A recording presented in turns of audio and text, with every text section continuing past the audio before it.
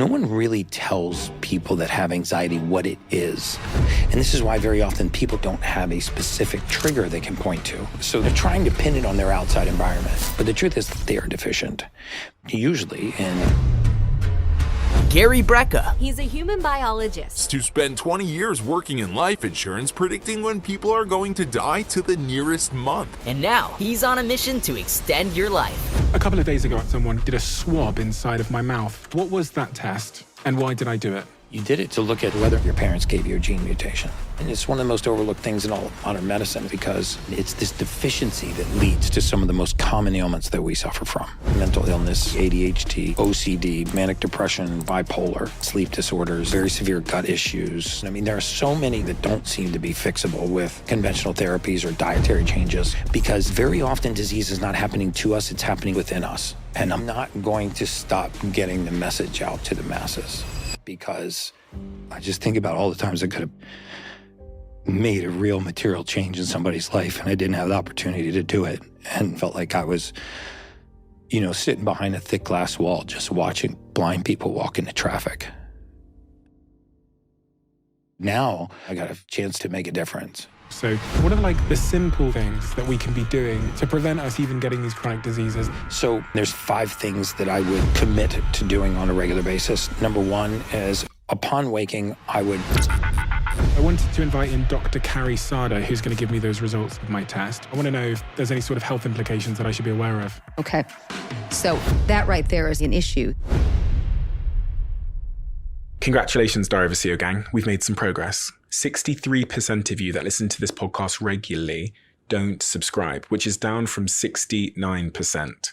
Our goal is 50%. So if you've ever liked any of the videos we've posted, if you like this channel, can you do me a quick favor and hit the subscribe button?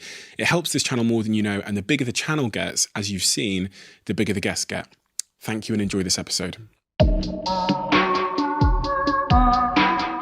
Gary. Stephen. Good to see you back. Don't throw me off. It's good. I know. I knew I threw your game off there. Stephen. Great to be back, man. It really is. If someone's just clicked on this podcast and they're wondering why they should stay and listen, you're going to direct the conversation. I'm going to go where you want to go. I'm going to follow my curiosity and ask questions. But what are they going to get from this conversation today if you are at the driving wheel? Just data on how to live a healthier, happier, longer life, and maybe answers to some of the most pesky health-related challenges that they're having. And when I say pesky health-related challenges, I mean everybody has these little tiny anchors off their stern, right? Weight gain, water retention, brain fog, lack of focus and concentration, poor waking energy, lack of deep sleep.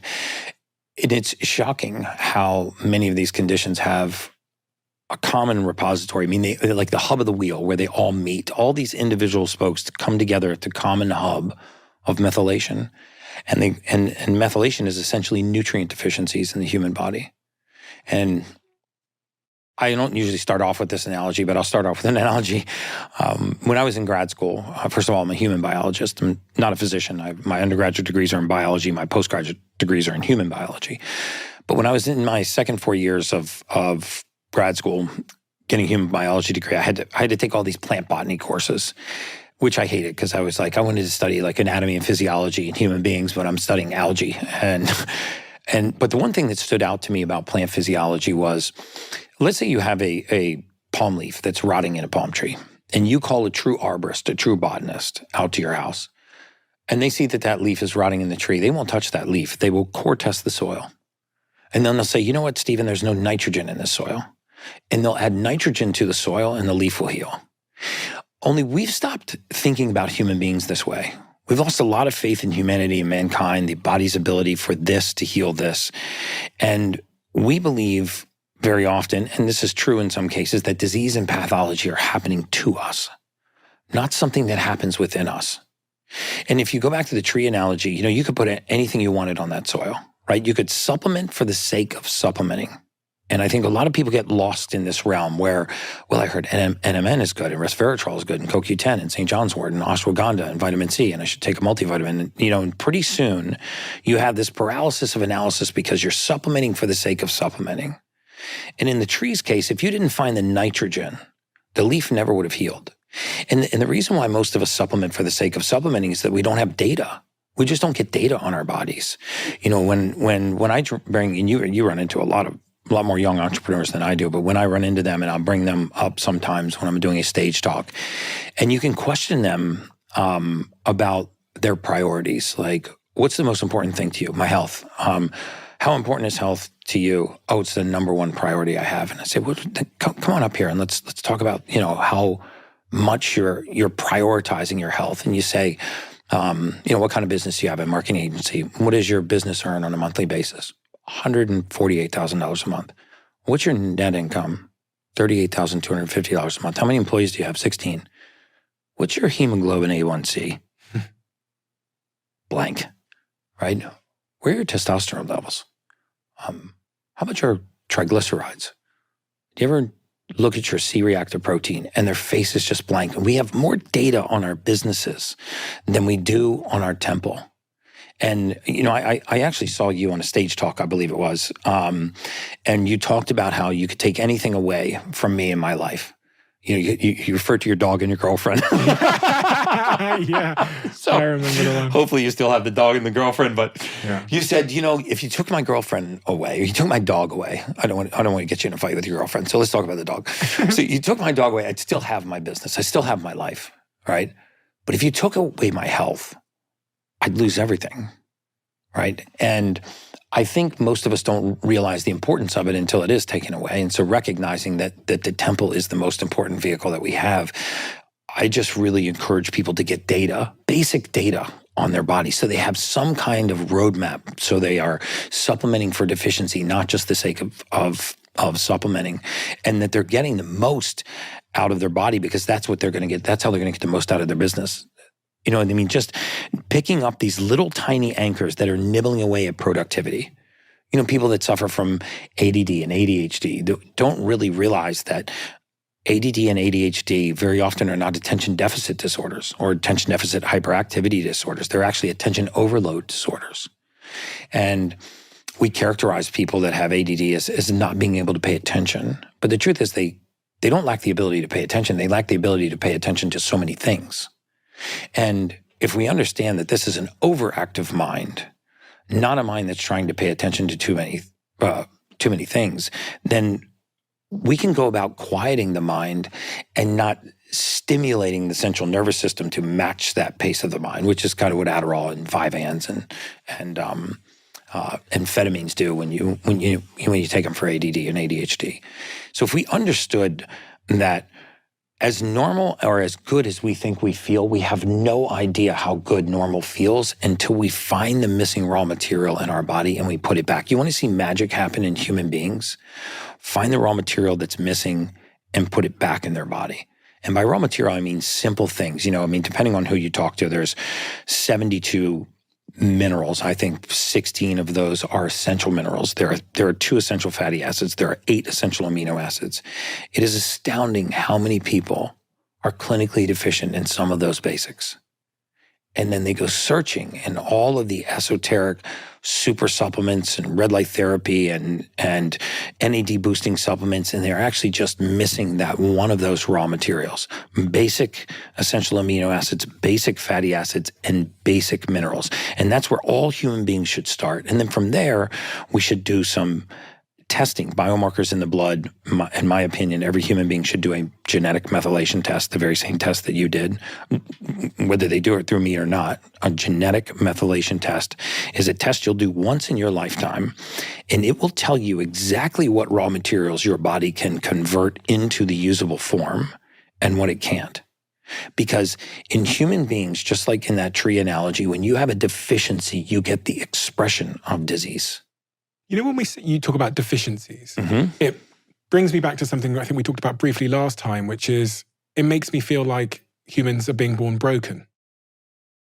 Is that true? Because if I'm deficient in something that my body needs, then does that not mean that my body was born broken? It's not that it's born broken. It's just not functioning optimally, right? And all of us have genetic SNPs. We have these, they're called single nucleotide polymorphs. We have these, our genes, which are coding for enzymes to conduct these different activities in the body. And what is astounding about human beings is how beautifully intricate the human body is. We take one raw material, we put it into a physiologic process, and then we take the waste product from that process and we feed another process and on and on. So for example, we'll take folate from green leafy vegetables. We'll convert that into methylfolate. Methylfolate becomes one of the most prevalent nutrients in the human body. It helps to downregulate an inflammatory amino acid called homocysteine, which then turns into something called methionine, which then goes up to the brain and helps to quiet the mind. So you start with this green leafy vegetable and it winds its way all the way up to helping you sleep. And it's not that the spinach leaf is helping you sleep. It's what the spinach leaf has become that's helping you sleep. And this sequence of events is called methylation. And what's astounding about methylation is that in many cases when it's broken, while we can't fix the gene, we can just supplement for its function. So the most common gene mutation in the world, which we talked about last time on your podcast, MTHFR, affectionately called the motherfucker gene. 44% of the population has this gene mutation. I talk about it all the time. And it's a simple inability to convert folic acid and its derivatives, folate, into the usable form called methylfolate. Well, it's very easy to supplement with methylfolate and very inexpensive, I might add, to supplement with methylfolate. And deficiencies in methylfolate are linked to all kinds of conditions, including neural tube defects, because it's not folic acid that prevents neural tube defects. It's methylfolate that prevents neural tube defects. It's what the body converts it into, the usable form. And so when we look at methylation in the human body, we get an exact roadmap of what we need to supplement with so that we're not wandering around just supplementing for the sake of just supplementing. You mentioned the entrepreneurs that you meet, that you bring up on stage, and you ask them various questions, and then you ask them about sort of biomarkers in their body. What are the simple biomarkers you think that everyone needs to understand? Because, listen, I'm not a chemist, I'm not going to be a biologist. Yes. So if there's a couple of them, I can probably get my head around them and stay on top of them, but I can't stay on top of everything. Yeah, so there I would say three. Okay. Number one is what's called glycemic profile, which is a check of how well your insulin and sugar metabolism is. Yep. And it has three markers: glucose, hemoglobin A1C, 3-month average of your blood sugar, and insulin. So definitely your glycemic profile, because blood sugar, I promise you, is the root of all evil. So first, I would do your glycemic profile. Second, I would do your hormones. Can I just check on the glycemic profile? That's basically my relationship with sugar. That's your relationship with sugar. And it's also your relationship with insulin, because very often, even people that don't eat high amounts of refined sugar and Ben & Jerry's ice cream every night have issues with insulin sensitivity. And so as insulin rises, it causes a whole myriad of conditions. It's one of the hallmarks of something called metabolic syndrome, which we're seeing in younger and younger populations. And it's generally easy to catch early on. You have three markers that look at how well you're regulating your blood sugar: glucose, which is a measure of the amount of sugar in your blood right now; hemoglobin A1C, which is essentially a 3-month average of your blood sugar; and then you have your insulin. And the higher your insulin relative to your blood sugar, the more insulin resistant you are. Right? So the more insulin it takes to drop your blood sugar, the more resistant you are to insulin. This is an early warning sign of metabolic syndrome. But it's not just the metabolic syndrome. It's that when insulin rises, there's a whole downstream cascade of events, because insulin's not just responsible for helping us metabolize sugar. It's also responsible for blocking other forms of energy use in the body, one of which is fatty acid metabolism. And so generally people that have very high insulin have very high blood triglycerides. They have high blood fat. And high blood fat and elevated cholesterol are other markers for cardiovascular disease. So by actually bringing down one biomarker, you have a positive effect all the way downstream. And I would say if you're only going to look at three things, I would look at your glycemic profile, your blood sugar and your insulin and your hemoglobin A1C, hormone panel. Okay. So looking at your hormones, and then specifically looking at what contributes to healthy hormone production, DHEA, and a protein called SHBG. And then I would look at basic nutrient deficiencies, vitamin D3, magnesium, potassium, and vitamin B12, which are on most blood panels. And that is a great place to start to get the basics. How am I regulating my blood sugar? Are my hormones balanced? What nutrient deficiencies do I have? And then the second piece of information I would get, which you only do once in your entire lifetime, is a methylation test. And these are widely available, all over the world. I'm sure they're very easy to get in the UK. And you want to look at 5 genes: MTHFR, MTR, MTRR, AHCY, and COMT. And just to be clear, so I can dumb this down for myself here, those 5 genes relate to how my body processes the things that I put into it at different stages in that sort of processing line. Yes. I mean, so take, for example, that gene at the top, COMT. If you look at what COMT does, it stands for catechol O-methyltransferase. So it's a fancy way of saying it transfers a methyl group from the category of neurotransmitters called catecholamines. And that's a huge mouthful, but essentially what this means is these 4 neurotransmitters that are called catecholamines are responsible for our fight or flight response. So, for example, if you drove home tonight and you got out of your car and somebody was standing in front of you with a knife, right? You would instantly have a fight or flight response. Your pupils would dilate, your heart rate would increase, your extremities would flood with blood. You would begin to have a fight or flight response based on that stimulus. But you could also be laying in your bed at night and you could start thinking about getting eaten by a shark. And you could have the exact same response. Because the brain doesn't really know the difference between perception and reality. The similarity between these two events, a very real fear and a reaction to it, and an imagined fear, is they both meet at catecholamines. It's a rise in the same class of neurotransmitters. So now some people are very slow to break these down. And what are the consequences of this? Well, if you've ever had anxiety or know somebody that's suffered from anxiety, no one really tells people that have anxiety what it is. They describe the feeling. So they say it's a fear of the future. It's a sense of impending doom. It's a sense of anxiousness. But what is it? Physiologically, what's going on in the body? Well, very often it is a rise in catecholamines, the same class of neurotransmitters that are involved in a fight or flight response. And this is why very often people that suffer from anxiety don't have a specific trigger they can point to.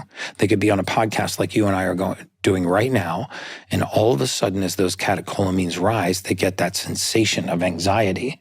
And they're trying to pin it on their outside environment. They're trying to look for a cluster of symptoms outside their body.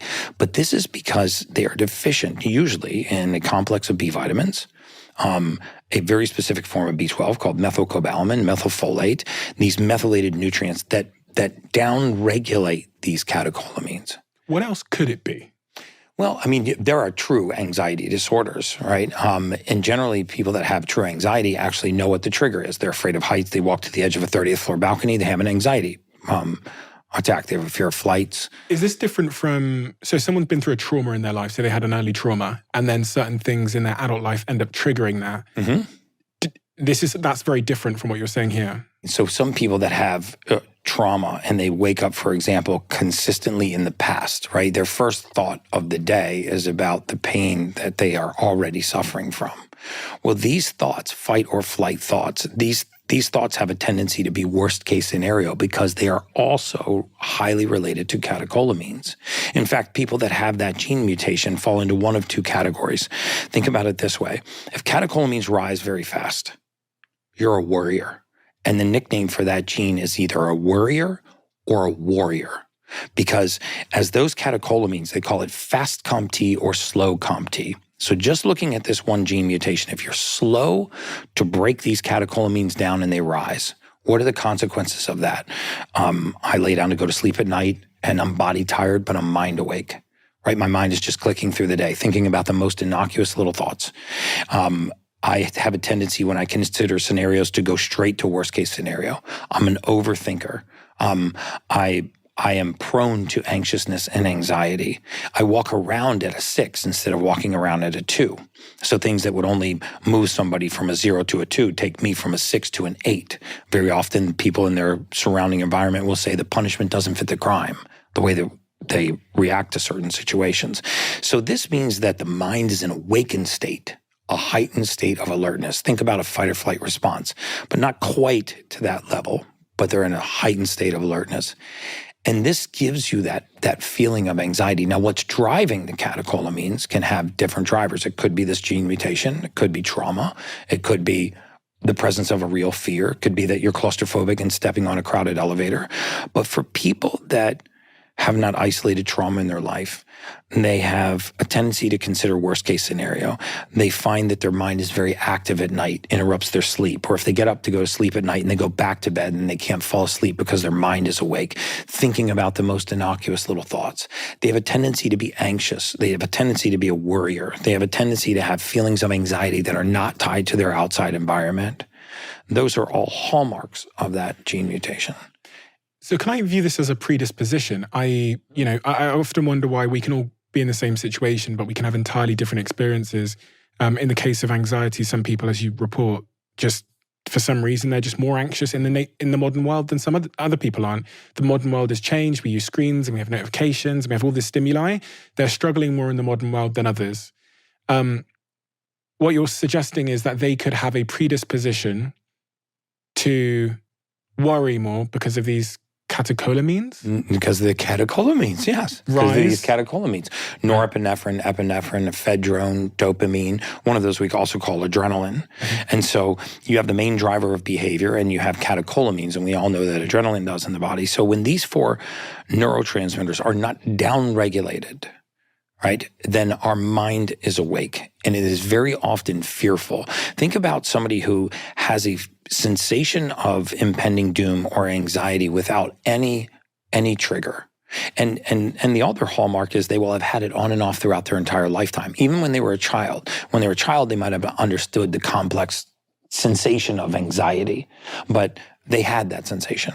And then as they grew to be an adult, they understood that this is anxiety. I mean, when you're a child, you're just fearful, right? I mean, you don't know how to explain to your mom, hey, I'm worried about something that might happen in the future. That's probably not likely to happen. That's never happened, but I'm still afraid it's going to happen. It's a very complex emotion, right? So they've had it on and off their entire lifetime. It's very hard for them to point to the specific trigger that causes it. The majority of the time, if they tried anti-anxiety medications, they don't work. They just make them feel like a zombie. So this is time to look inside and make sure the body has the raw material it needs to do its job, which is the complex of B vitamins to dismantle catecholamines. So if we went out onto the street now and I pulled in 100 people just off the street that were walking past, and we did these 3 tests on them to look at their glycemic profile, their hormone panel, their nutrient deficiencies, what are some of the most popular things that a random group of people off the street would be missing that are central to their high performance?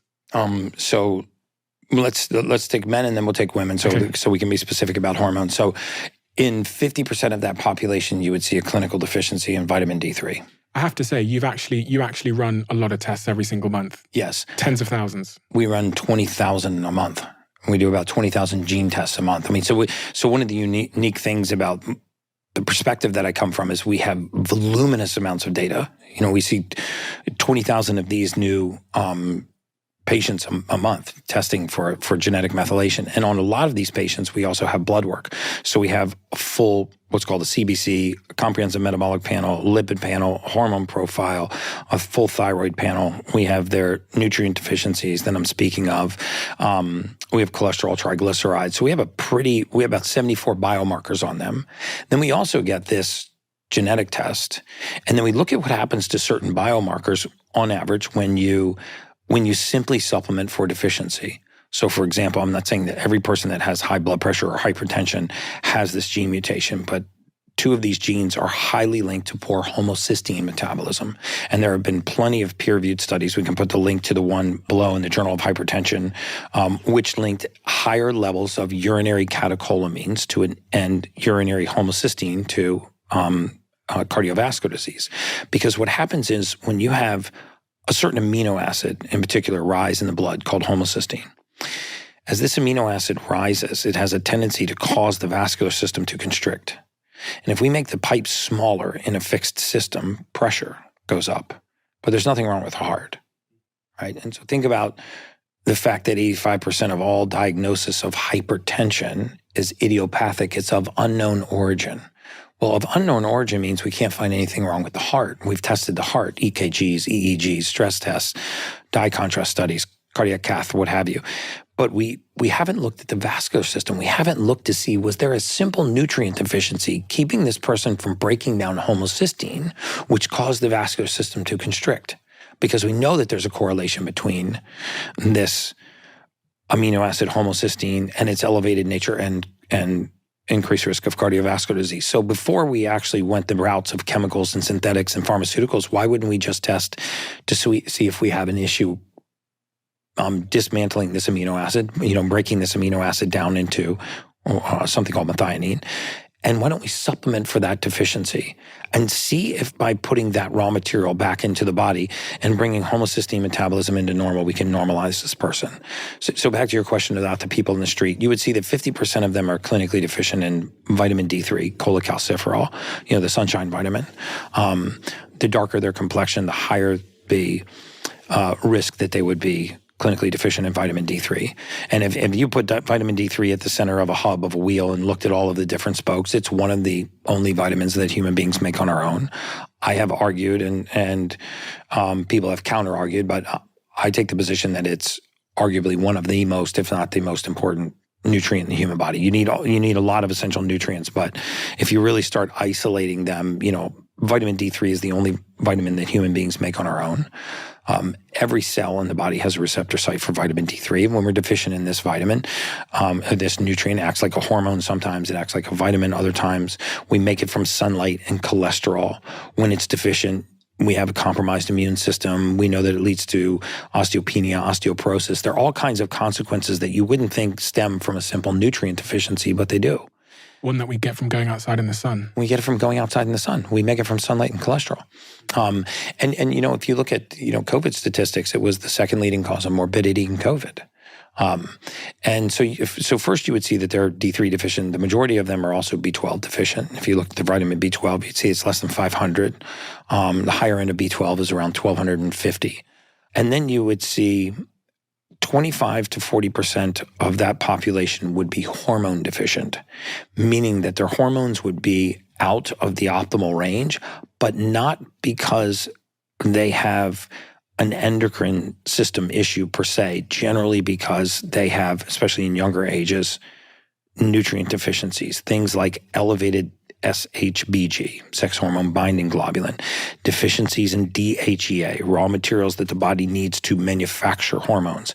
So a good hormone panel will tell you not only what your hormone levels are, but what some of the nutrients are that your body's using to make those hormones.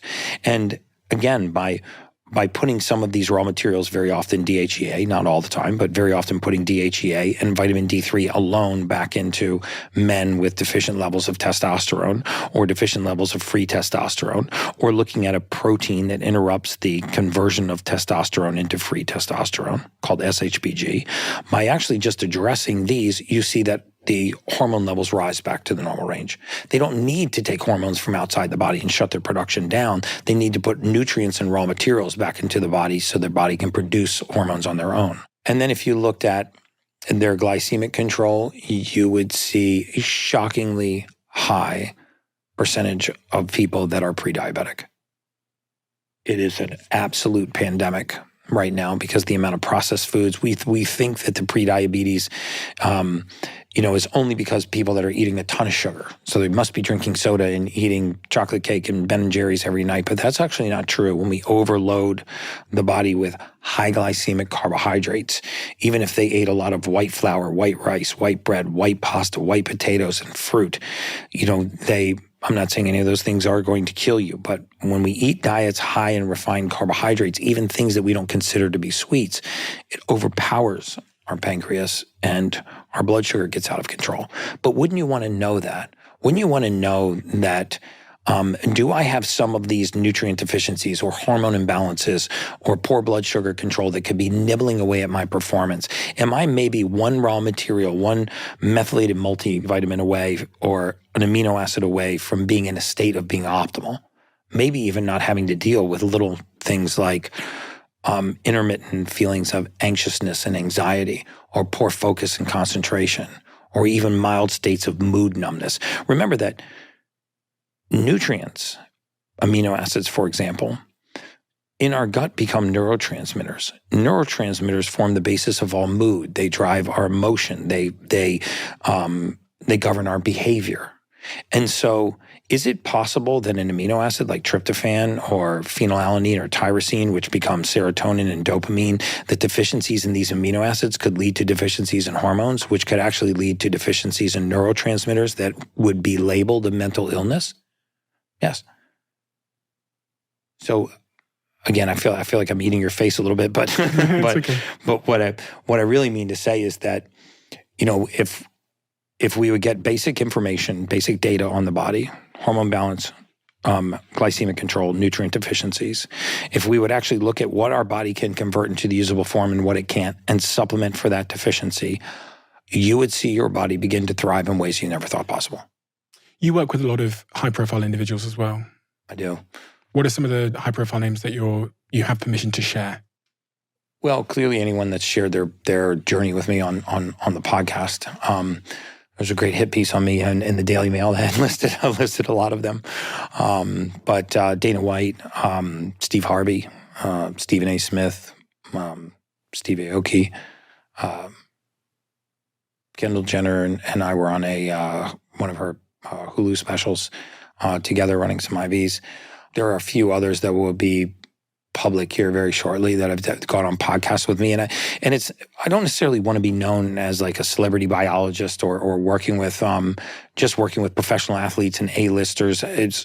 My message is actually for the non-woke biohacker. Like, I don't feel like my job is to sit here and impress you with how smart I am. I feel like my job is to put information out to the masses that is educational enough to inspire them to make a change. And I think all too often, we're all competing for eyeballs in this space, and we're trying to become the biggest influencer, and we really forget about the mission of speaking to the masses, and we just start speaking to each other. Like we want to get on podcasts and stage talks and interviews and impress people with how much we know about the carboxylic acid cycle or electron transport chain or something going on inside of the mitochondria, and those minute nuances are not what's going to impact humanity. A lot has changed since we last sat down in your life. It has. Yeah, it really has. I feel like I live somebody else's life. I really do. What's changed? I mean, when I first reached out to you, it was because I saw a clip on YouTube which had 20,000 views.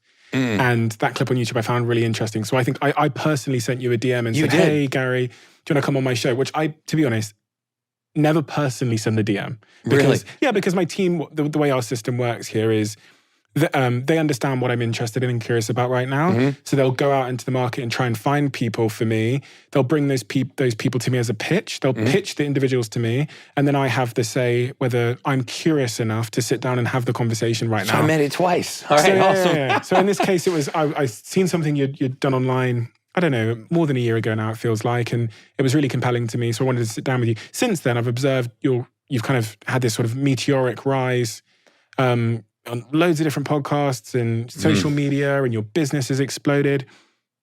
There is something different about you. And the thing that's different about you that strikes me is you strike me as a man that has been through some shit. Oh, yeah. Frankly. Yeah. Because the Gary that I met the first time versus this Gary, slightly different. And it's the type of thing when someone's been through some shit. Mm-hmm. And with all good things come the opposite. Yeah. It's unavoidable.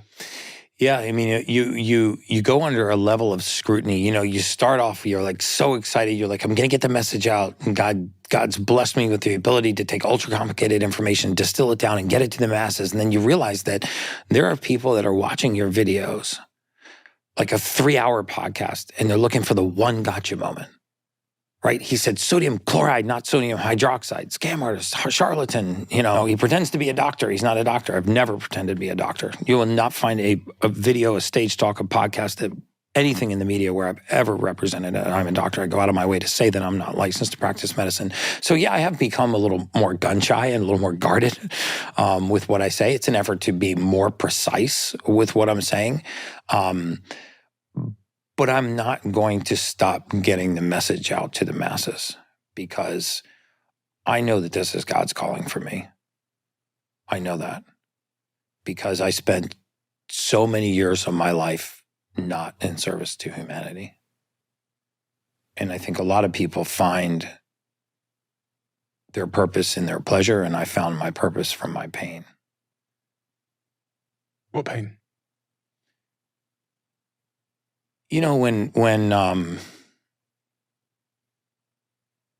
I was doing life expectancies and mortality predictions, we were sort of brainwashed to believe that this was just data, right? You weren't responsible for it. You didn't have anything to do with this person.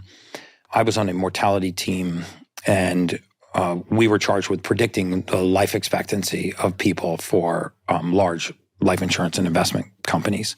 So when you apply for a large life insurance policy, you know, everybody's on an actuarial curve, right? So you're on one, I'm on one. Everybody listening to this podcast is on an actuarial curve. What happens is when a life insurance company is getting ready to put $10 million or $20 million or $50 million worth of risk on your life, only one thing matters.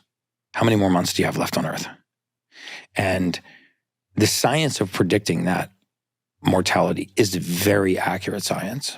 I get a lot of flack about it, but if you want to know how accurate life insurance companies are at predicting death, just look at what happened during the 2008-2009 financial services crisis.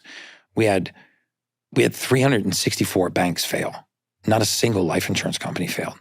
A valid death claim in the United States has never failed to have been paid.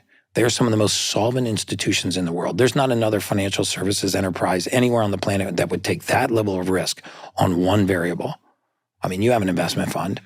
You wouldn't put that level of risk on a single variable, right? How many more months does this person have left on Earth? And they have data that no other medical enterprise has. They have data that no other collegiate university has, not even the government has. They know the day, the date, the time, the location, and the cause of death for millions and millions of lives. So they know what leads to early mortality. And so... How do they get your sort of health biomarkers to overlap that with? Well, first of all, they do a blood test on you. So if you've ever had a large life... I'm not talking about term life insurance where you get $100,000 or $200,000 or even $1 million term life insurance policy. I'm talking about permanent universal life or whole life insurance. Also annuities. When you... there's something in the States called a SPIA, single premium immediate annuity, where you give the insurance company, for example, a check for $1 million. They guarantee you an income stream for life. Well, how do you think they're determining that income stream? They're predicting how many more months you have left on Earth. And they use morbidity factors and comorbidity factors. And yes, they factor into your recreational profile, your demographic profile. It's not as simple as a blood test or a gene test. But essentially what you do is you start on a curve in a pool of 1,000 lives that are similar to yours. And your life expectancy is the dead center of that curve. So if your life expectancy is 200 months, that means in 200 months, you have the exact same chance of being dead as you do of being alive. Now, what determines your increased probability of death are your mortality factors. Are you obese, diabetic, anemic? Do you have cognitive decline? Are you compliant with your medication? You know, there are all of these different debits. And then there are certain debits that we call comorbidities.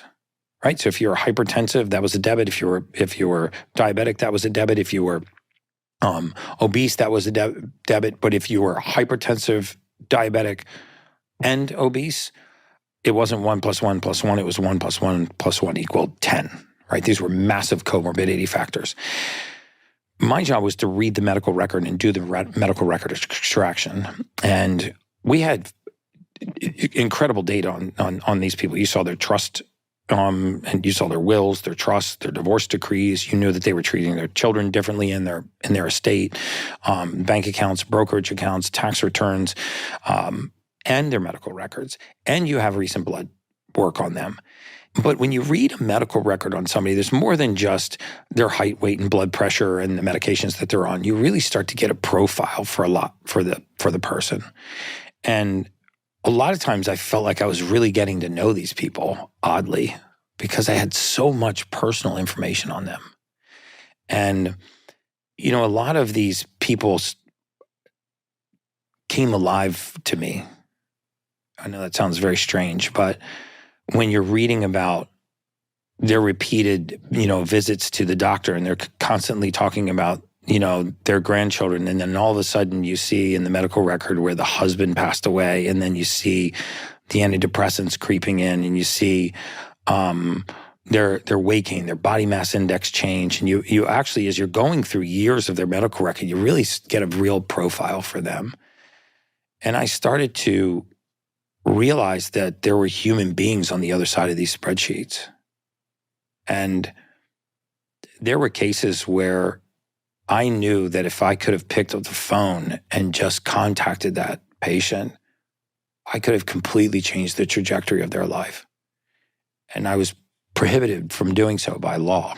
And even at one point in my career, I was threatened with prosecution for threatening to call a patient and warn them about a potential life-threatening drug interaction that I'd spotted in the medical record between two physicians that had written contraindicated scripts, and something called the MIB, the Medical Information Bureau, hadn't picked it up.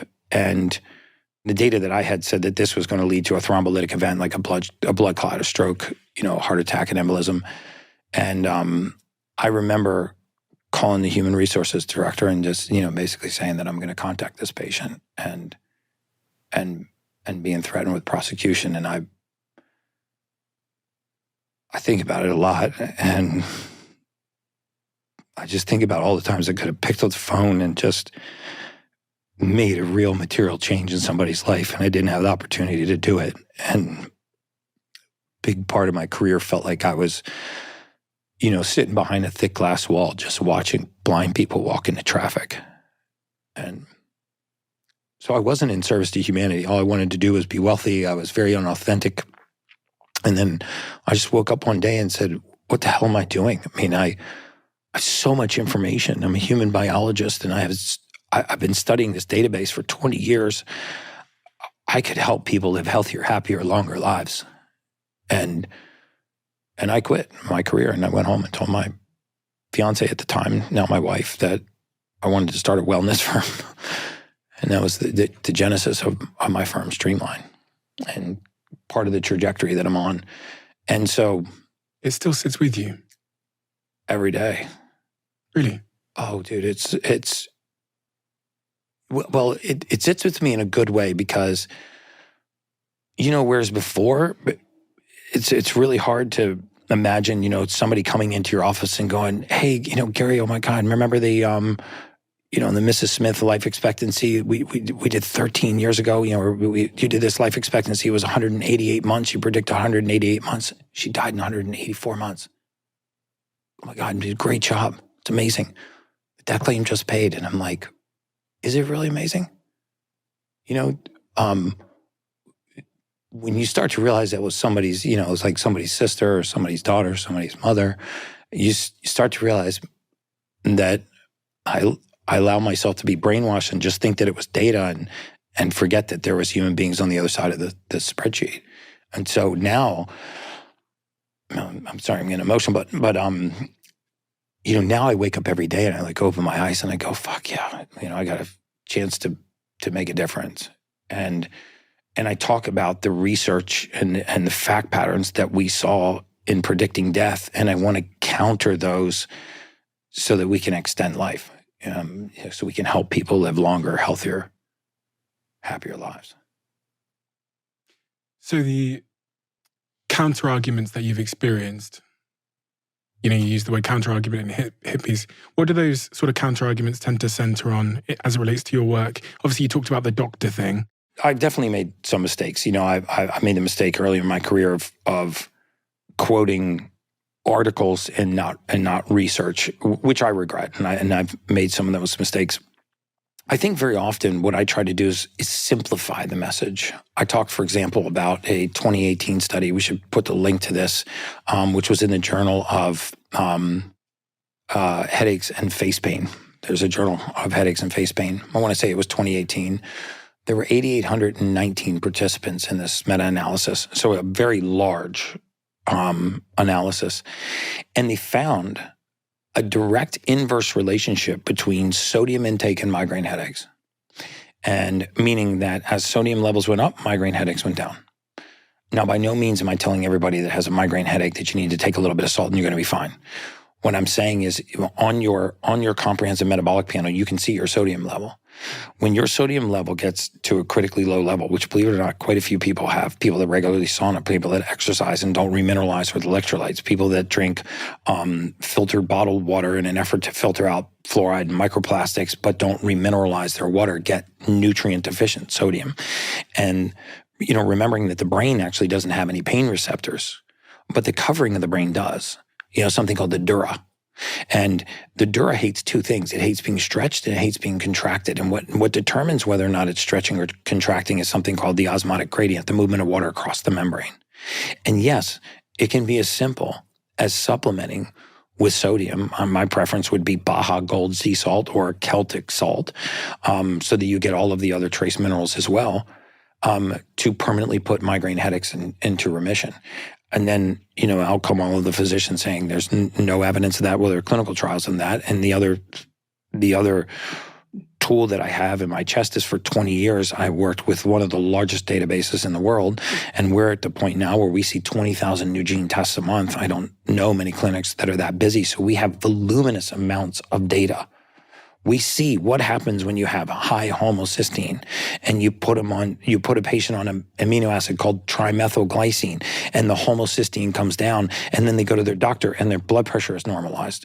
Not once, not twice, not anecdotally, thousands and thousands of times. You see what happens to people when you bring their hemoglobin A1C and their insulin back down into the optimal level and their triglycerides return to normal and their risk for cardiovascular disease declines. You see what happens to C-reactive proteins when people take simple things like silica clays and activated charcoals. And so I want to keep getting the message out that very often disease is not happening to us, it's happening within us. And very often it's happening because of deficiencies in the human body, not pathology in the human body. And, in the United States, we're by far the largest spender on healthcare. We spend $4.5 trillion a year on healthcare in the US. We have the highest infant mortality rate. We have the highest maternal mortality rate. Even though we lead the world in flu vaccinations and and breast cancer screening and colorectal screening, we also lead the world in cancer. We're ranked 52nd in life expectancy. We're ranked 39th in healthcare delivery. We're one of the most obese nations on the planet, twice the rate of obesity of any other civilized nation. And yet modern medicine being, medical error being the third leading cause of death, is where we're going to get information on how we extend our life. And I watched in medical records, I've probably read thousands of times more medical records than most physicians because I read medical records all day, every day, 6 days a week for almost 20 years. And I would see what would happen when simple deficiencies would be mistaken as a pathological condition. And I've talked about these a lot. Like clinical deficiencies in vitamin D3 for prolonged periods of time eventually present as rheumatoid arthritis-like symptoms. People get joint aches and pains and stiff and sore ankles, and they have a hard time making a fist. And when you're speaking to the wrong physician, very often a doctor will diagnose you based on your medical history. Not before they do SED rates and rheumatoid arthritis, actual blood checks. They'll say, you know what, Stephen, you've got rheumatoid arthritis, and they put you on things like corticosteroids. And in the mortality space, we had data. So we had data on all of these pharmaceuticals. So we knew the trajectory of hormones and cell walls and cell membranes and production of vitamin D3 when somebody took a statin and reduced cholesterol. And we looked at, the studies will look at cholesterol in a complete vacuum. So LDL cholesterol high, so that's bad. Let's bring LDL cholesterol down with a statin so we decrease the risk of cardiovascular disease. But then you have a concomitant outcome where you're reducing the ability for the body to make hormones and cell walls and cell membranes. And so you buy yourself a consequence downstream. When really, if we go back to just studying the physiology of the human body, when we, in the mortality space, I don't think I saw a single centenarian once, and we processed hundreds of these death claims. I don't think I saw a single centenarian that at the time of death did not have clinically elevated levels of LDL cholesterol. So it begs the question, is simply having high LDL cholesterol a marker for longevity, or is it a marker for cardiovascular disease that needs to be intervened with a chemical or a synthetic? And And these corticosteroids that people are put on, very often they're anti-inflammatory in the beginning, but then they eat the joint like a termite. And so these were resulting in voluminous amounts of joint replacements so accurately that we were able to predict that the course of some of these medications would result in a joint replacement in roughly 6 years. And so we would artificially advance people's age 6 years, and we would actually schedule the joint replacement for them. And then we would reduce what's called their ambulatory profile, how well they ambulated, how well they moved. And as we reduced their mobility, we could bring in all of these diseases that exacerbated with reduced mobility. And in my mind, I'm just watching all this happen, I wanted to call these people and say, I'm not qualified to do that because I'm not licensed to practice medicine, but I wanted to call them and just say, Mrs. Jones, stop taking the corticosteroid, start supplementing with vitamin D3, get your B12 level to here. Let's fix your hormones because this is killing your red blood cell count and this is what's leading you to be so exhausted. And no one was looking at these basic nutrient deficiencies that we would see run in blood work that would cause all of these diseases to exacerbate, and people were succumbing much earlier to death or to the loss of their health span. How many records do you think you saw in your time where you saw the full picture? I would be working on 2 or 3 of these, 4 of these cases at a time. Some were shorter cases, some were longer cases, thousands. I mean, thousands. And in the tail end of my career, I started to manipulate the record artificially just to see what would happen to the life expectancy. I would never submit that as a report, but I would say, what if I fixed the anemia? What if I actually just corrected the D3 deficiency? What if, I was able to take out the pre-diabetic condition or reduce their hemoglobin A1C, and you would see the life expectancy jump, right? And so these are modifiable risk factors. And I think how many times, I would be reading a medical record and I go, well, I know what this is going to happen. This is just going to get worse because this patient has anemia. Like the classic treatment for some anemias is folic acid, B12, and iron. And they would give them folic acid, B12, and iron, and it wouldn't correct. And they give them folic acid, B12, and iron, they wouldn't correct. Folic acid, B12, and iron, wouldn't correct. And they wouldn't realize that that person can't process folic acid. If they gave him methylfolate, methylcobalamin, and iron bisglycinate, the anemia would correct. But these are all sort of symptoms of further upstream issues, right? Mm-hmm. Like a decision that someone has made in their life typically, that has caused them to develop these conditions which far down the stream, like the tree you talked about with the bad leaf. Doctors then point at the leaf and go, we need to fix the leaf. Mm-hmm. But it's down in the roots somewhere. Mm-hmm. So what are like the societal and individual level things that we can be doing to prevent us even getting these chronic diseases? Like the simple things. I'll tell you the simplest thing that we can do. First, we should think about having an invisible fence around us, right? Like a little force field. And we should filter things before they make it to the temple. Because either we can filter things for the temple or we can let the temple be the filter. So you can drink tap water, and if you drink tap water, your body will filter out the fluoride, the chlorine, the microplastics, the pharmaceuticals, or you can filter your water before you drink it, right? And take one toxic load off your body. So what I would say is probably 5 things that I would commit to doing on a regular basis. Number 1 is upon waking, I would drink a mineralized water. I would take 10 ounces of water and I would add either a Celtic sea salt or a Baja Gold salt to my water. The reason for that is that most of us are deficient in some or several of the trace minerals in our body, the boring ones, boron, manganese, molybdenum, selenium, and stir it up and just whack it back. And the second thing I would do is... You're not talking about table salt here? No, not sodium chloride. No, I'm talking about Baja Gold sea salt. That's probably the best salt that you can put in the human body because it has all 91 trace minerals. It's tested down to 250 parts per billion from microplastics and glyphosates. Only about 75% of that sodium crystal is actually sodium. The rest of them is all of these trace minerals. You can get very close to that with Celtic salt, right? And if you can't get Celtic salt, then you could move to a pink Himalayan sea salt. The problem with pink Himalayan sea salt recently is that a lot of it has heavy metals because it's coming out of China. So I would say the best salt is Baja Gold. A great salt is Celtic salt.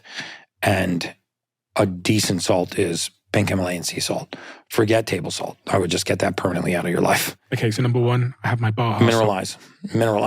Cool. And then number two, I would take a DHEA, EPA fish oil supplement or a fatty acid supplement with DHEA or EPA oil. An MCT oil. I would take a fatty acid oil in the morning. An omega supplement. An omega. Omega-3. An omega-3 supplement. And then I would develop a morning routine that included the basics from Mother Nature: sunlight, grounding, breath work, cold shower. Okay, so I want to zoom in here on grounding. Mm-hmm. I'm a huge fan of grounding. My girlfriend grounds. And again, listen, my girlfriend's much smarter than I am. It transpires because everything she says, I think I said this to you last time, everything she says to me, eventually I sit here with like a neuroscientist a year later and turns out she was absolutely right. And I thought she was a little bit cuckoo for thinking that getting outside in the morning and putting her feet on the ground were at all beneficial. But I've been told time and time again it is. What is grounding and why does it help? So we get three things from Mother Nature, right? We get magnetism from the earth, we get oxygen from the air, we get light from the sun.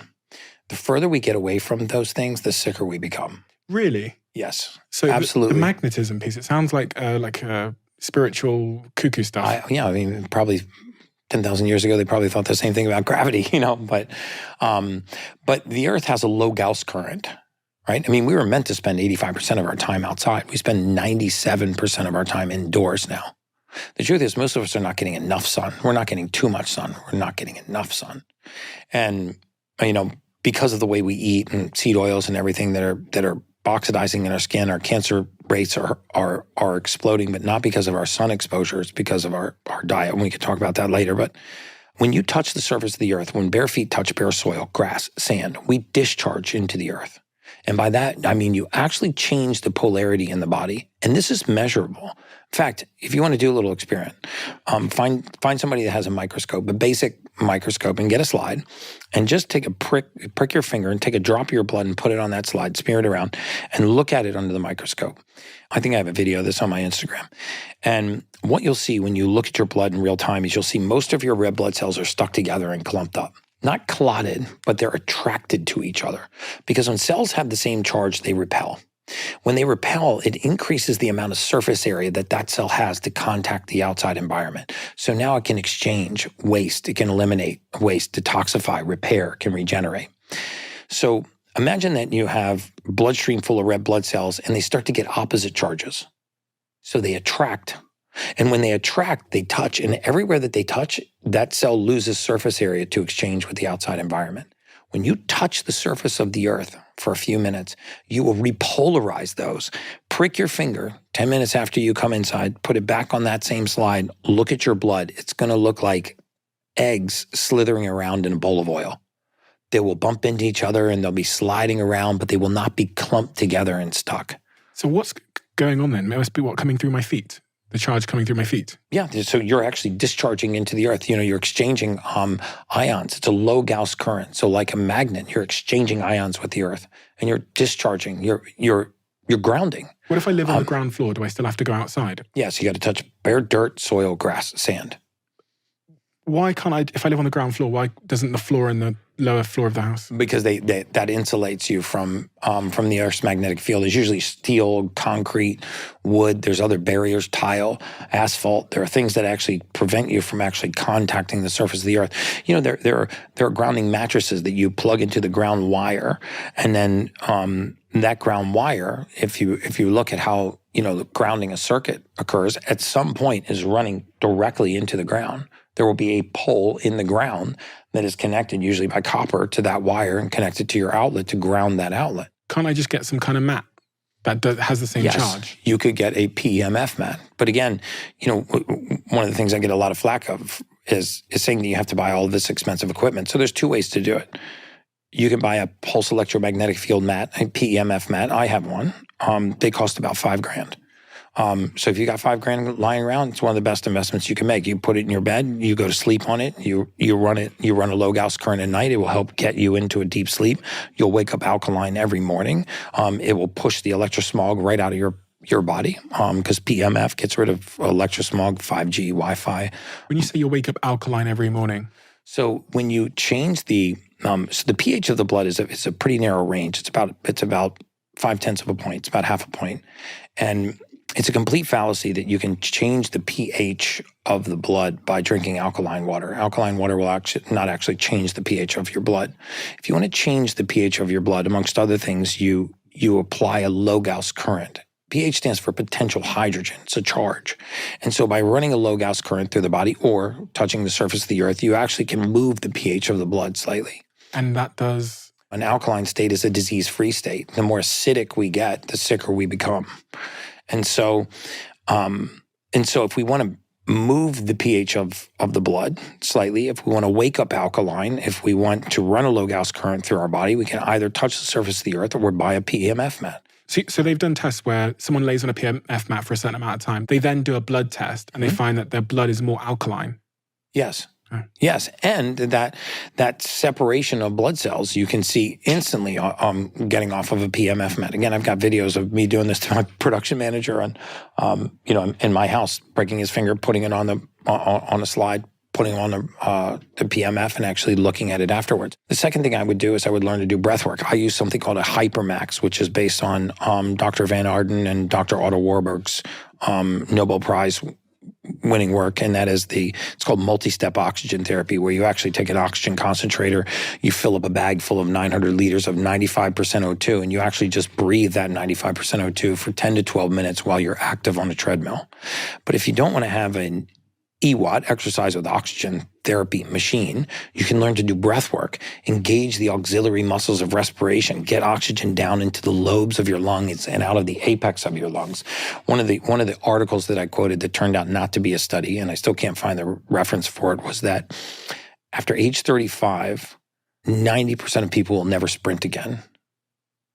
And again, I haven't been able to find if that came from a clinical study or if it was an article, but whether or not that's true, the vast majority of people stop engaging their auxiliary muscles of respiration. Really exercising our diaphragm, using the intercostal muscles between our ribs, pushing air down into lobes of our body. And as our posture collapses and our CO2 rises, if you think about the expired air in your body from the tip of your nose and the tip of your mouth all the way down your esophagus, out your bronchioles, into the farthest reaches of your lungs, that's all expired air. Until you get the oxygen all the way down and out to the edges of the lung, you're not getting oxygen into the bloodstream. So as we age and our posture collapses, our respiratory rate gets more and more shallow. We're essentially hyperventilating carbon dioxide, right? And which is accelerating aging. I mean, aging is, the presence of oxygen is the absence of disease. And so by just learning how to do breath work, so one, I would ground. Two, I would learn to do breath work. I do a Wim Hof style of breath work. I do 3 rounds of 30 breaths with an extended breath hold every single morning. It is the one thing that I never, ever, ever, ever miss. Why? Ever. Because I make little promises to myself and I try to keep them. And I find that I lose confidence in myself when I consistently break really small promises to myself. And I think a lot of people do this. And our bodies crave consistency. And so you lose confidence in yourself. You say, I'm going to go to bed at, 10:30 tonight, and you go to bed at 1 a.m., and then you say, I'm going to work out and first thing in the morning, and you actually don't work out. Or you get up in the morning, you say, I listened to that podcast, I'm going to do what Gary said, I'm going to ground and get some sunlight, and I'm going to do some breath work, and then you actually don't do it. So the little internal promises that you make to yourself. And I feel like a lot of people break these little promises to themselves. They're not making them to their spouse or to their kids or to their partners, or, they're not the big promises that everybody knows about. And I think it nibbles away at our self-confidence and our own ability to trust ourselves. And so I have a morning routine. I'm very consistent with it. But the one thing that is portable for me is the ability to get outside and ground and do breath work. And I never, ever, ever miss. I can't even tell you how many years I've gone without missing a single morning of breath work. The other thing that it does for me, because, human beings crave consistency. So if within 30 minutes of waking every day, no matter what time zone you're in, you're doing 3 rounds of 30 breaths, your body begins to zero in on that, and it begins to understand that that's the morning. And this is go time. And so simple to do. You know, when I'm here, I wake up, I might be at a different time because I'm usually on the East Coast, so I wake up earlier here, but I open the door, I go out on the balcony, I sit on the chair, it's nice and cool outside, I face the sun, and I do 3 rounds of 30 breaths every single day. My partner brought me one of those big red light panels for Christmas. It was my Christmas present. And funnily enough, guess what my Christmas present to her was as well? The fucking red light. Yeah. You get a bed, or did you get the panels? The panels. It was Would you funny. get like Juve XO, or what? I have no idea. What'd you get? Okay. I have no idea the brand. But she brought me one. It's like a small one. And then I was like, babe, open your present. And then she opened hers, and hers was like a big one. She's like literally half the size of me. So we swapped. But we now both use it. It's a bit of a routine in the morning. We wake up. Amazing. We go and sit down by it. And I'm not really sure what it's doing. I've just heard a lot of positive things. I've done a little bit of my own research on it and how to use it to make sure I'm not like killing myself somehow. But what is it doing, and why should everyone consider getting one? So it's referred to in the literature as photobiomodulation. Photobiomodulation. So if you want to look up any of the clinical studies, put photobiomodulation and then put and dementia and Alzheimer's and skin and inflammation, and the studies will come up. But basically, different nanometers of light have different effects in the body. And so they are well researched and publicized to reduce inflammation, increase microvascular circulation, so the smallest of the capillaries in our body are affected by light. They have a very specific effect in the mitochondria, the powerhouse of the cell. So if you actually went through the wall of a cell and into the cytoplasm and found the mitochondria, and you went into the mitochondria, you'd see that there's a motor in there that's spinning around. It's called the Krebs cycle. And this motor, when it spits out energy called ATP, essentially it has 2 choices every time it makes a revolution, right? It can either create 2 units of energy, or it creates 36 units of energy. It's either 16 times more efficient or 16 times less efficient. And what determines that is whether or not oxygen enters that cycle. So one of the things that red light does is it goes through the wall of the mitochondria and it kicks out a gas called mitochondrial nitric oxide and forces oxygen to dock. So when you get into a red light therapy bed or use red light therapy panels, one of the things that's happening is you're essentially forcing oxygen into the mitochondria. You're forcing the oxygen to use mitochondria and release a gas called mitochondrial nitric oxide. This is also measurable, by the way. You can get saliva nitric oxide strips. You could put it in your mouth, and before you got in a red light therapy bed, you could look at the saliva, the amount of nitric oxide in your saliva, and you'd see it's like a pale kind of yellowish pink. Then you get in one of those red light therapy beds for 20 minutes, and about 10 minutes after you get out, test it again, you'll see that your nitric oxide levels are through the roof. That's a positive sign that the mitochondria has thrown this gas out and brought oxygen in. And it's to imagine what happens in a cell when you give it 16 times the amount of energy. So imagine upstaging trillions of cells to allow them to eliminate waste, repair, detoxify, regenerate, just by using light. It also has a very positive effect on collagen, elastin, fibrin. It's known to improve angiogenesis, the new blood vessel formation. I was on the Joe Rogan's podcast a few months ago, and he ended up buying one of these red light beds from me, and we installed it in his house. And he told me about 4 or 5 weeks ago that he's no longer wearing readers anymore. Like his eyesight has improved that much. And he said he's starting to really notice the changes in his skin. So photobiomodulation is very real, and it absolutely works. But, without people having to think that they have to spend that kind of money on a red light therapy bed, you can also just expose your skin to sunlight, especially during first light, the first 45 minutes of the day, when there's no UVA, there's no UVB, there's high amounts of healthy blue light. You can still generate vitamin D3. Let me just run that back so I'm clear. On the point about Rogan's eyesight, I was looking through some research about the impact of red light on eyesight, and it said that it's good for eyesight. And so, incredibly good for eyesight. Because I was wondering whether I should be looking at this thing while it's on. Yes. And then I went online, Googled it, had a rummage around, and it said you can look at it, you can stare at it. You can. Yeah. You can. Because remember, there's no UVA, there's no UVB. And some of the marginal information that comes out about red light being damaging to you, you have to remember that red light is a spectrum. Infrared, for example, is a spectrum. Most red light therapy beds run from 600 nanometers to about 1,000 nanometers wavelength of light. As you get above that, you're in the infrared spectrum, but you're going all the way to 1,100, maybe even above. So in other words, when you say infrared light, this is a non-visible spectrum of light, but there's a broad number of wavelengths, right? So an infrared red light bed will have infrared light, but it will be very low in the spectrum, so it doesn't create heat. It doesn't excite a chromophore that creates vibration and makes you sweat. When you get an infrared sauna, you're getting very high into those wavelengths. You're exciting a different chromophore in the body, and your water to be specific, and it vibrates and creates heat, and you start to sweat. So you don't sweat in a red light therapy bed, even though it's infrared, low in the spectrum, but you do sweat in an infrared sauna, even though it's infrared light, it's high in the spectrum. So the infrared light and the red light that comes from red light beds and red light panels and face masks is incredibly beneficial for you. I mean, I would be scared to even tell you all the positive outcomes that we see in people that regularly use red light therapy, because you can't really make medical claims around them, but I can tell you firsthand that we have seen just astounding things that people would probably consider miracles with red light therapy. You mentioned the first 45 minutes of sunlight. First light. Because I always try and figure out the sort of evolutionary backstory to red light and where it came from in nature and why it was good for us as humans and why we've lost it. Those are the three sort of questions. Well, we're really photovoltaic beings. I mean, we're very tied to the circadian cycle of the sun. I mean, light causes the body to behave in very special ways. I mean, you probably heard that getting first light can actually reset your circadian cycle and do more for you to sleep that night than probably just about any other sleep habit. So your sleep routine really starts with your morning routine.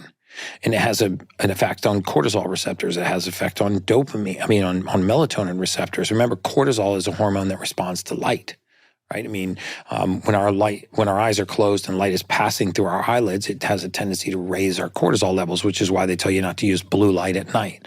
Right, you're stimulating cortisol and you're stimulating a waking hormone when you actually are trying to go to sleep. So by getting first light, you're telling the body that it's morning. You're raising cortisol, you're downregulating your melatonin receptors, you're getting healthy blue light into your eyes, you're getting healthy light onto your skin. There's no UVA, there's no UVB, none of the damaging rays of the sun. And in 15 or 20 minutes, if you stack them all together, you can do breath work and get sunlight. Just try it for 7 days. What if I have the red light at nighttime? Is that going to trick my body into thinking it's the morning? No.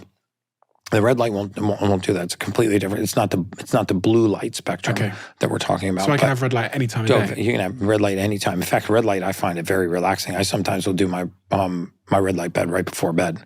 Sleep like a baby. We've been doing that as well at home, so I was just checking. Awesome. I did Google to see if it was something that would wake me up, but no, you're right. Blue light is the thing that wakes us.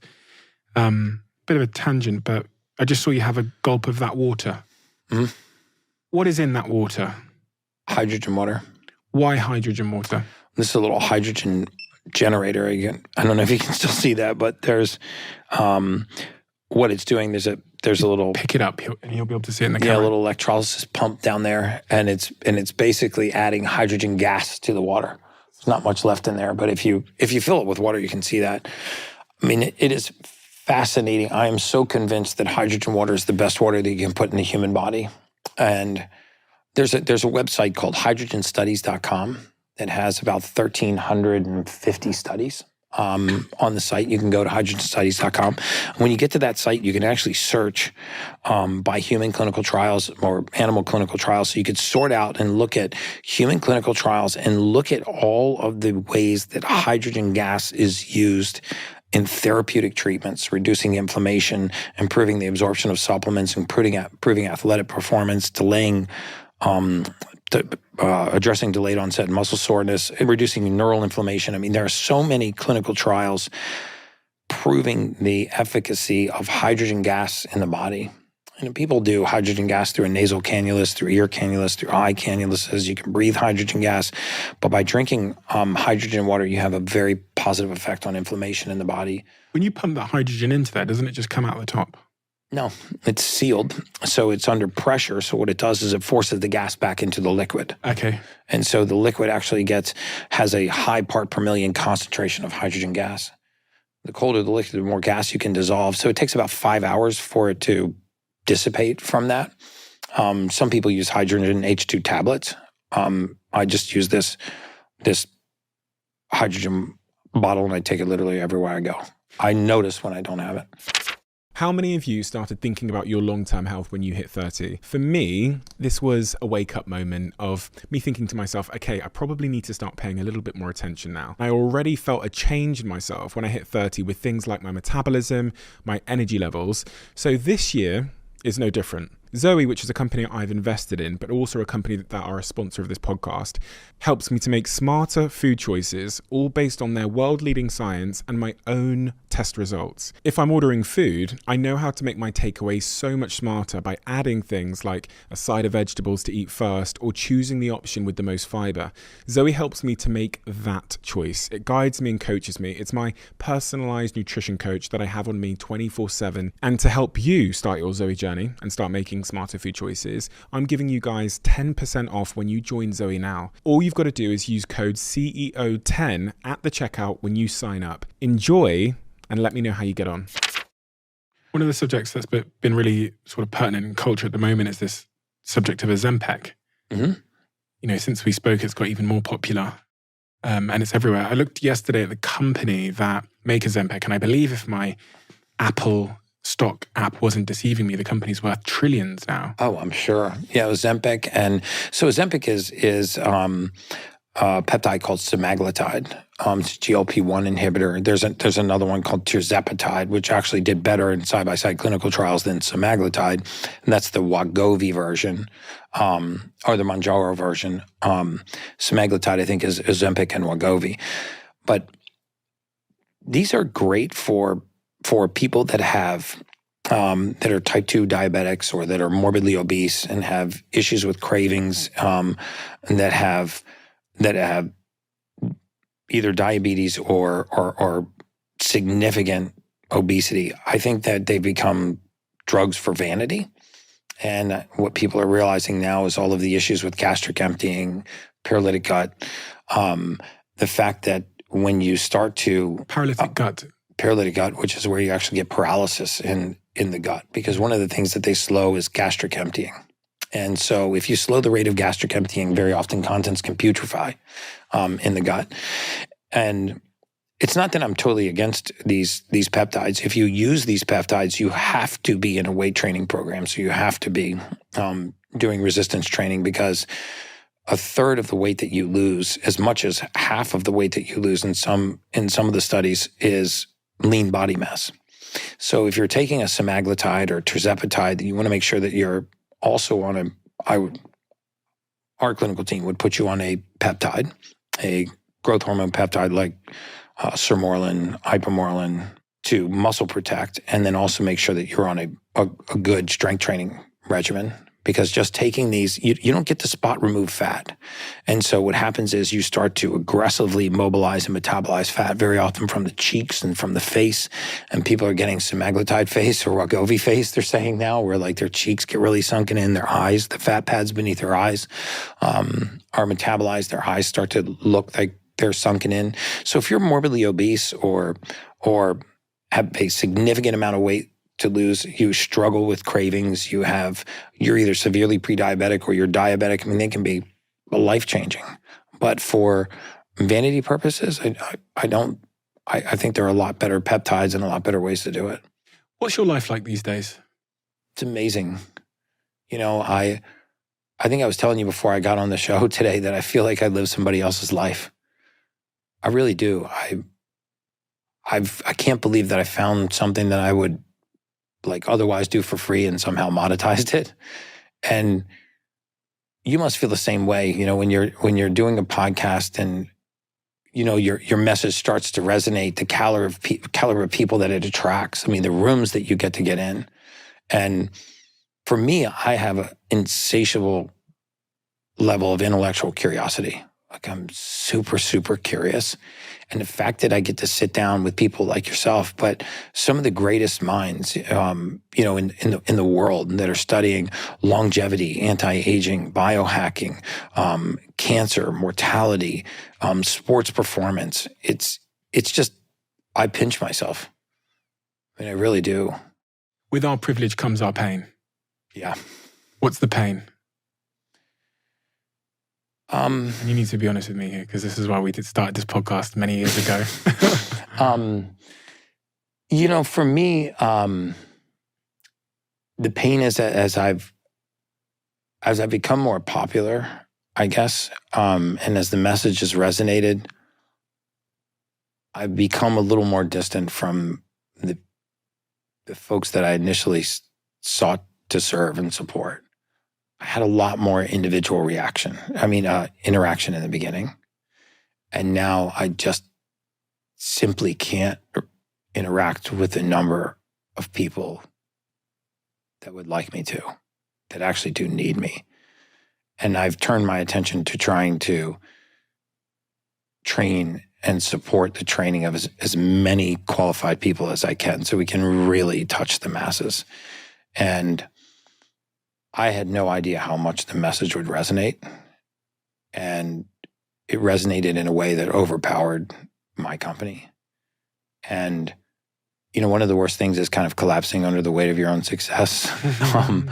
And that didn't quite happen, but, the message began to resonate, and there were so many people coming to take our tests and seek our services that really, really needed us. And I felt the burden of that need. We were, for a period of time, unable to respond. We were overwhelmed, and that turned to vitriol in some cases. That's stabilized now, but it's kind of be careful what you ask for, because you might get it. But by the same token, I wouldn't change a thing. I feel like the most blessed person in the world. What about the family impact? Because you got kids and all that. That is the greatest blessing for me. My kids are landing at LAX, and within a few hours, they're in the air right now. So I've got 3 children, and the oldest 2 work for me full time. And my daughter just graduated from nursing school. She's starting her PhD in nursing. My son's about 14 weeks behind her, so they're both going for their PhDs in nursing. So they'll both have their doctorate in nursing. And that is the greatest blessing in life, is when you see that your kids have a passion, because I feel like you can teach your kids anything, but you can't give them a passion. And the fact that they think enough about me and what I'm doing to want to follow in my footsteps that is beyond anything I can even put into words. Because I travel with my kids, I see clients with my kids. My wife is also in the business. And I think the pace of our life would be a lot more difficult if I didn't have my family around. I saw Dr.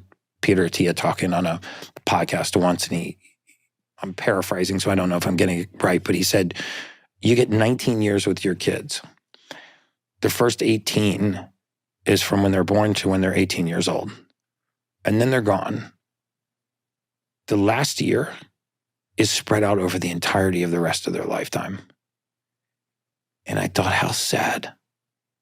Because I spend more time with my kids now than I did almost since the day they were born. And they're just becoming these adults that really inspire me. And so I think that of all the blessings that God has given me, that's the biggest one. There are a couple other things that I was really curious about when I know I was going to speak to you today. One of them was kind of what we were talking about there with your family, which is just like the role of community, which we're clearly in a bit of a loneliness epidemic. And we knew in the life expectancy space, and this is a material fact, that if you wanted to cut somebody's life expectancy in half at any age, put them in isolation. So if you put a human being in isolation, you will cut their life expectancy in half. How could you see that in the data? Because there was something we called a broken heart syndrome or caregiver syndrome, and it's well documented in the elderly. When you have a companion that you've been with for 40 or 50 or 60 years, and that companion passes, very shortly thereafter, the second companion goes. And I always thought that was a myth, like a nice tale of heartbreak and love. when we call it the broken heart syndrome, it was nothing to do with a broken heart, but I mean, the emotional state, I mean, the frequency in their body changes. And when this surrenders. The mind and the body. Mm-hmm. When the mind surrenders, the body surrenders. There's a lot of emerging body of evidence that's actually putting some science behind the theory that emotions can make us sick. And I think everyone believes that, and that stress can actually lead to pathology and lead to disease. But so you know that when we isolate human beings, it's hard to completely isolate them, but we know when we isolate human beings that it has a dramatic effect on life expectancy. Some of the worst science and research that we do is when we study components of the body or cells from the human body in isolation. You take a cell out and you put it in a petri dish and you look how it behaves in vitro, and then you assume when you put that cell back into the body that it's going to behave that way, because cells exist in communities too. They exchange with their outside environment, they eliminate waste, they repair, they detoxify. They're a very active community. And so, the impact of community has a meaning all the way down to a cellular level. They do animal studies on this kind of thing, right? Oh yeah, no question. On loneliness and on isolation. loneliness and isolation, and it has a dramatic effect on life expectancy. It's been a while since I've read an animal study, but we knew that isolation had a dramatic effect on mortality. So when a loved one got moved into an assisted care living facility, or we looked at the proximity of family members to a mother or a father that had just lost a grandmother or grandfather that had just lost one or the other spouse, and you knew that the family wasn't going to visit frequently, and that now that person was in isolation. And when I mean isolation, not completely isolated, but they were isolated from daily activity that had dramatic effect on life expectancy. It was a comorbidity factor that we used, and mainly in the elderly, but it would happen in younger ages as well. So I think that community is increasingly important for me. I remember when I sold my company, my partner, Grant Cardone at the time, told me, he said, your sphere is about to get a lot smaller. And I was like, that doesn't make sense. My sphere is about to get a lot larger. And it was true. What he said was very true. I spend the majority of my time with my kids. They're working for me full time. We travel together. We see clients together. We're in the hunt together. They're big supporters of the business. They caught the bug. They're in school together. My youngest still lives with me. So my circle has gotten so much smaller, even though you see me out there with like Dana Whites and celebrities and athletes, and those are the flashbulb moments. But in my day to day and week to week and month to month, I'm intensely surrounded by my family and a very small team that I have a high level of trust in, that is really helping me continue to be in service, to the clients that I'm working with. What about retirement then, and purpose, and the role that plays in our longevity?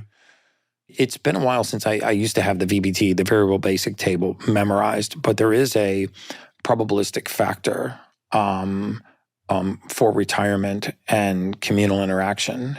And I forget exactly what the level of impact was, but we had a probabilistic model where we would use this demographic data. But there is no question that mortality accelerates post-retirement. I don't know that I've delved enough into the science to really accurately comment on it, but it must have something to do with the loss of the sense of purpose. When you look at blue zones and centenarians, one of the key themes, even beyond the diet, because the diets were very different. Singapore has one of the longest life expectancies on earth. They eat the highest amount of meat. Sardinia has very long life expectancies. They eat high amounts of bread, pasta, and flour. The Mediterranean blue zones eat high amounts of oils, fish, and fats. But what was a common theme between all of them was mobility into older ages and a sense of purpose. And there was no such thing as assisted care living facilities, where assisted care was when grandma and grandpa moved back in with their kids and live with the kids until the day that they died. And maybe her purpose was just to get vegetables that night for dinner. And Grandpa's purpose was maybe to continue to make belts for a leathersmith down the road, but they had a sense of purpose. When you think back to your job in life insurance and the role that you had, is there any parts of it that you look back on now and you think about that industry that are unethical? Because you can't reach out because of law and privacy to these people, as you've said. That would be a violation of a variety of different sort of policies and stuff. But is there anything else within the practice of it that you find unethical?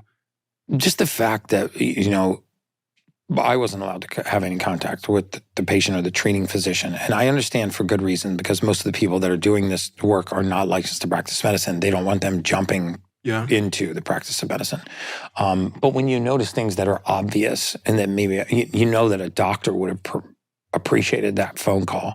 Oh my gosh, I didn't know that she was on that other script. Thank you for calling me. I mean, it wasn't to besmirch them or take over their practice of medicine. But I really wish that the database would see the light of day.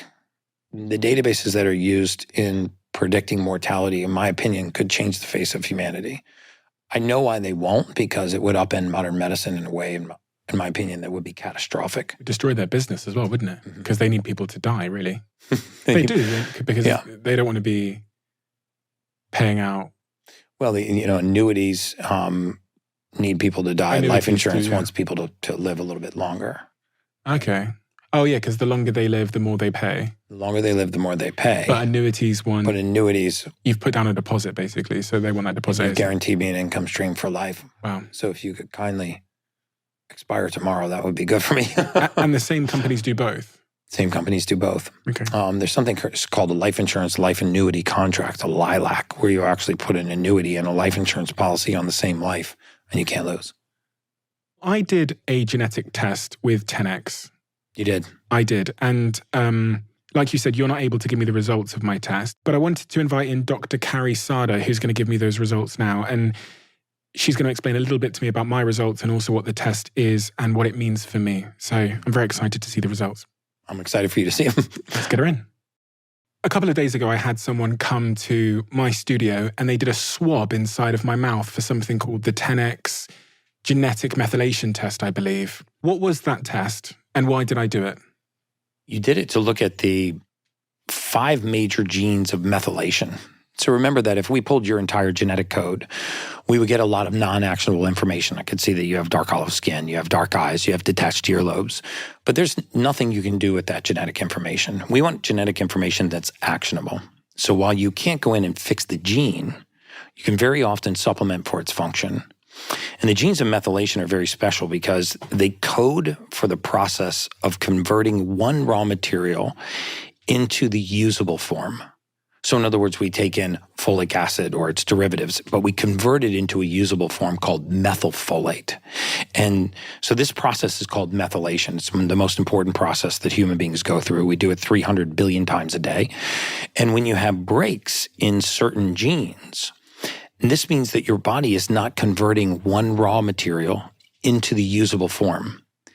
And this causes a deficiency.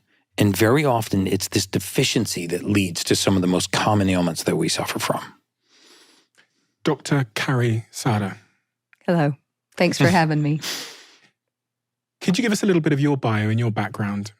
Sure. My original training was surgical. It was obstetrical and gynecology. And I just found that more chronic disease was happening and people weren't really getting better. And so my specialized training has been in functional medicine, kind of a more holistic approach. I have 2 master's degrees in this and met up with Mr. Brecka 8 years ago now. It's been a while.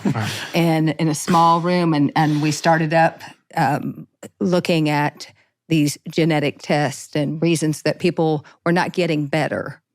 So I've got my test results here, which, full disclosure, I'm yet to see. So Jack over here has put them on my iPad and told me that I can swipe up and look at them. So what am I looking at here, and what does it tell me? Okay, so with your permission that we can share that, of course, because that's important. Only if it's good. I'm joking. Well, I do want to tell you, your parents did you a solid. Yeah, they did. You won the genetic lottery. So wow. remember that in genetics, I think people get confused. Genes are like blueprints. So your mother writes half of that blueprint and your father writes the other half.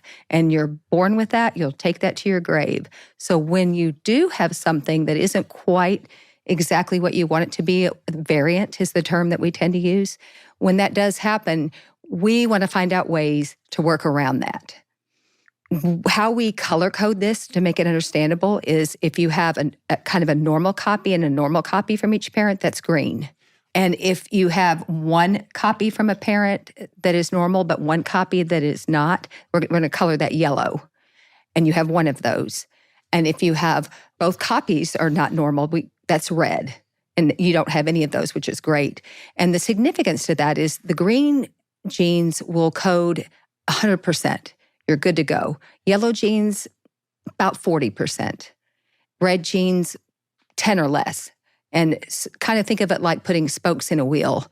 It just kind of clogging it up because these genes do follow a pathway. It's the methylation pathway. I like to think of methylation as activation. Like we talked about, taking something raw, bringing it in, and allowing your cells to convert it to what it can use. So if you have any glitches in the pathway, you're not going to be as efficient. So you would want to correct for your one variant gene there. So you come in nicely with that first gene. That's probably the most common one, and that's the real popular one. We kind of take it next level. We follow the pathway all the way up. And the reason why this even matters is because it affects everything on you. It affects how you sleep. It affects, ultimately, down the road, at a deeper level, how you sleep, how your thyroid functions, how your gut functions, how your moods, how you detox, especially heavy metals, how you detox. It affects your inflammation in your body, how well you can fight free radicals. Those are all important things. And that's why this is more than just data. It's real data. So if you do not correct your one yellow, you're not going to be as good at doing all those things, detoxing, fighting inflammation, your gut movement, those kinds of things. And it's a pretty simple fix for you. If you don't activate those nutrients, then let's give you activated nutrients. For example, you most likely have trouble activating B12. That's probably an issue that you are not as efficient at. Of course you do it, but you're not as efficient at it because it wasn't green. So you would want to therefore take the activated B12 form, the methylated B12 form. So by doing that every day, I kind of liken it to the road is broken, but you've built a bridge over it. Mm-hmm. So that's how you can compensate for that gene variant or that gene break, we like to kind of lovingly call them. On my results, it says one parent passed on a gene mutation. Which one was it? So that's he wants to know who to blame. So that's the thing. Unless you tested your parents, you're not going to really know who gave you what. Okay. You do know that you had one that gave you a normal gene and one that gave you a variant, and that's why it's yellow. What else does this mean for me on a practical level? Does this mean that I'm going to, I want to know if there's any sort of health implications that I should be aware of? So anytime you have any kind of variant in your methylation, especially in the lower pathway, you have to understand that it is going to affect it all the way up. Okay. So effects can be all the way from simple sleep issues to all the way to not being able to sleep at all. It can be mood, gut issues. Okay. But you can take it out of the loop with the supplement. Are you able to tell me about the worst sort of profile you've seen and the sort of real world consequences of that when all 5 markers of their... Are interrupted. Yeah, we've seen them where there's a heavy mix of red and green. Okay. And this is where you see significant personality alterations, significant what we would refer to as mental illness, severe ADD, ADHD, OCD, manic depression, bipolar. You see very high propensities for addiction because of the depleted level of dopamine. You see significant sleep disorders, very severe gut issues, gas, bloating, diarrhea, constipation, irritability, cramping that don't seem to be fixable with conventional therapies or dietary changes. Those are amazing cases to watch the clinical team work with, because by getting methylation right, I have seen those cases solved by our clinical team, and many of those symptoms become fully remissive. And we get a lot of chances to make good people great, but when you can materially change somebody's life by fixing those gene mutations, that's when you're really making an impact. There's these 5 acronyms here: COMPT, and then it says mind; AHCY, then it says mind; MTRR, then it says upper gut; MTR, that says lower gut. That's the one that I have this yellow one on. And then there's the motherfucker one, I shouldn't say that, the MTHFR, which is mind and gut. These are the 5 sort of factors for methylation, which is really about how I process the ingredients I put in my body. Yes. And I'm guessing that these are at different stages in my body. So the ones that say mind are in my head. The one that says upper gut is sort of higher up in my gut. The one that says lower up is in my lower gut. And then this MTHFR that says mind and gut, that's and the reason is that, remember, these are sequential, right? So I always use the analogy that think of it like a sandbag pass, right? So you have a bunch of guys lined up, and you have one guy that's taking the sandbags off the truck and passing it to the next guy, and he passes it to the next guy, and so on. Well, if early in that chain, he was supposed to take 10 sandbags off the truck, but he dropped 4. The best the rest of the line could do is 6. So in other words, if an early gene like MTHFR, which is early in the methylation cycle, is impaired, it impairs the entire downstream. And if several gene SNPs later, you have another major gene SNP, it will impair things further downstream. And so the reason why MTHFR is one of the worst to have but the easiest to fix is because it's the earliest in the methylation cycle. Okay, it's first. Right? It's first. So if that's red, meaning both parents gave you that gene mutation, you could have consequences through the entire methylation cycle. So is that what you tend to see if someone has the... Yes. This is why if you Google consequences of MTHFR or MTHFR and miscarriages, MTHFR and ADD, MTHFR and ADHD, MTHFR and anxiety, you're going to see hordes of articles and clinical studies linking that gene mutation to what seems like a vast myriad of consequences. Well, that vast myriad of consequences is actually related to the gene SNPs that are further downstream, but they're affected because they're not getting the raw material they need to do their job. And in my opinion, it's one of the most overlooked things in all of modern medicine. As simple as this test is, and as easily and widely available as it is, I'm surprised that more frontline clinics do not do this, because people do it once in their lifetime and they supplement for deficiency. And sometimes you see miraculous changes in their life. Gary, thank you. I'm going to put these results, my results, in the description of this episode below, exactly as it is here in front of me, so everyone can see, and the details of how I got the test done, etc., will all be available there for you guys to check out. As you know, we have a closing tradition on this podcast where the last guest leaves a question for the next guest, not knowing who they're going to be leaving it for. And the question that has been left for you is this one. I wish I knew who your last guest was. Okay, so... they're quoting someone, and it says, Kundalini said, be the change that you want to see in the world. What is the change you want to see? God, it looks like Kundalini. Kundalini. You try and read this. Gandhi said, be the change you want to see in the world. What is the change you want to see, and how will you be it? Wow. Well, I want to see people live healthier, happier, longer lives, more fulfilling lives. And I will be that by continuing to get the message out. And that's why I'm here. And that's what I wake up and do every day. And I can't hold a candle to Gandhi. But I will spend the balance of my adult lifetime continuing to get the message out. Gary, thank you so much. Getting to know you on and off camera, you're such a genuine, true, lovely human. Thank you. And your intent and your intentions are so clear to me and so pure. So You know, I've had loads of people reach out to me since our last conversation and speak to the value that your advice has had on their lives. Oh, man, Thousands and thousands of people. I mean, dude, that makes me. I looked at the last conversation. I looked at my emails around that time. I searched your name. And when I say thousands, I mean thousands and thousands of people that are reporting to have better lives, happier lives because they listened to that conversation. That's so awesome. They probably won't be able to reach you. So on behalf of those people, I wanted to say thank you so much for doing what you do because it's very important. Oh, man. It's not always easy. Yeah. But, you know, it's an occupational hazard. Yeah, it is. Putting yourself out there in the world, as I would know. So thank you so much, Gary. I appreciate your time. Super welcome.